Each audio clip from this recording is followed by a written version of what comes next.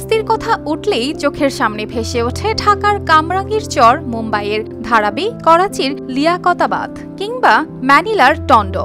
ধুলোভরা গলি, কাঁচা রাস্তা, চীনের চাল, সবই যেন চেনা ছবি। এই দৃশ্য দেখে ভাবছেন এ নিশ্চয়ই কোনো অনুন্নত দেশের ছবি, তাই তো?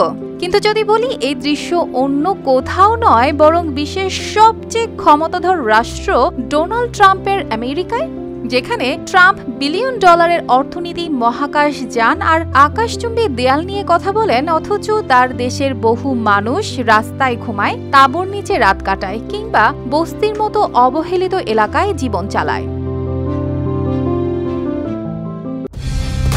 কালার এক্সপার্ট, জর্জ স্যাপ এবং মাইল্ড অন হ্যান্ডস টেকনোলজি সমৃদ্ধ অরিক্স ক্রিস্টাল ওয়াশ আপনার লন্ড্রি এক্সপার্ট।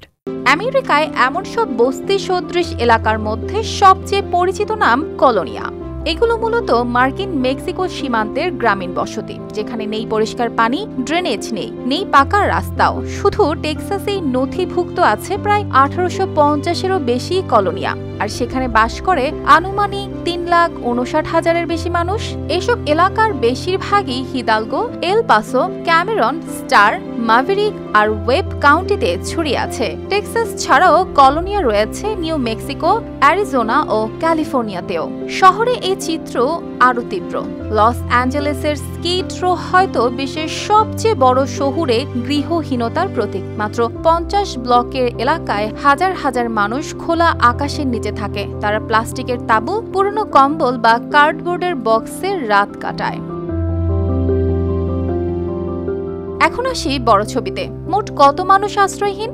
যুক্তরাষ্ট্রের housing and urban development HUD বিভাগের সর্বশেষ 2024 সালের জরিপ অনুযায়ী এক রাতের মধ্যে দেশ জুড়ে 7,71,780 জন মানুষ গৃহহীন অবস্থায় ছিলেন।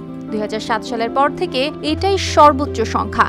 এর মধ্যে প্রায় 64% ছিলেন কোনো আশ্রয় কেন্দ্রে আর 36% রাস্তায়, পার্কে, গাড়িতে বা খোলা জায়গায়। আরো ভয়ঙ্কর তথ্য হলো 1 বছরের ব্যবধানে গৃহহীন মানুষের সংখ্যা বেড়েছে প্রায় 18%। সবচেয়ে দুঃখজনক হলো এই তালিকায় আছে প্রায় 1,50,000 শিশু। এছাড়া বয়স্ক 55 বছরের বেশি ও কৃষ্ণাঙ্গ জনগোষ্ঠী গৃহহীনতার শিকার হওয়ার হার অনেক বেশি, যদিও ভেটেরানদের গৃহহীনতা সামান্য কমেছে বিশেষ কর্মসূচির কারণে।